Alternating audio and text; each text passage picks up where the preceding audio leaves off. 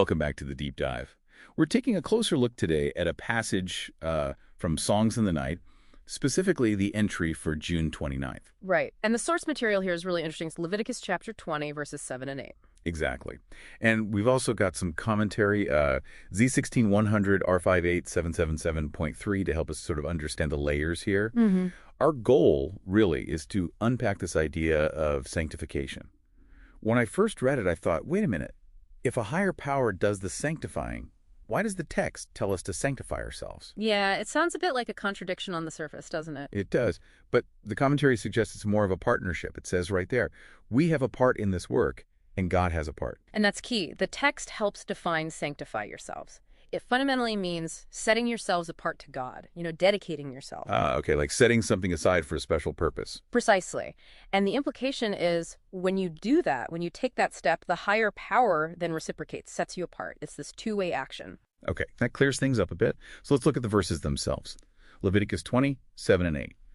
Sanctify yourselves, therefore, and be ye holy, for I am the Lord your God.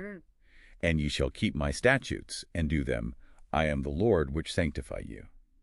So it explicitly mentions both, doesn't it? Our part and the divine part. It absolutely does. Our action, sanctify yourselves, keep my statutes. And then the divine action, I am the Lord which sanctify you. And the commentary links this to making a full consecration. What does that mean, practically speaking? Well, think of it as a complete dedication. Total commitment. The source says if someone makes that kind of full consecration, then the higher power accepts that and reciprocates by consecrating them, setting them apart for his purpose. It's a response to that initial commitment. So there's our action, and then there's a divine reaction or acceptance. How would someone, know this acceptance has happened? Is there some kind of sign? That's a really important question. The source material points to an indication. It says the sign is in the begetting of his Holy Spirit, which isn't just like a feeling. It's described as a real transformative influence. Transformative how? It leads people to realize they have, and this is the quote, a new mind, a new disposition, a new heart. It's a fundamental internal shift. A new mind, new disposition, new heart. That sounds profound. Deep internal change. Very deep. It changes how you think, how you feel, your basic inclinations. And the commentary brings in the Apostle Paul here too, right? How does he fit into this? Yeah, it connects Paul's statement, this is the will of God, your sanctification, directly to this idea. Paul, according to the commentary, was addressing those who had already taken that first step, those who had consecrated themselves and then were accepted and set apart by God for service. Got it.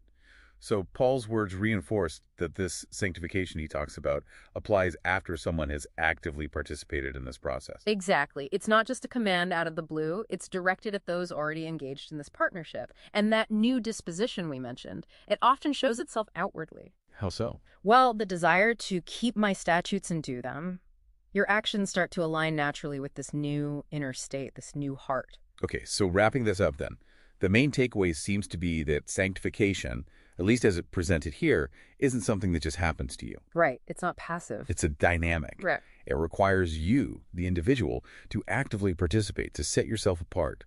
And that action then leads to this really significant internal change. Absolutely. A new mind, a new disposition, a new heart. That's the result of this cooperative process. Your active commitment meets a divine response, and it changes you from the inside out. So it really emphasizes our active role in the whole process. Definitely. Setting yourself apart leads to being set apart, and that results in real, tangible, personal transformation. So here's something to think about as we finish.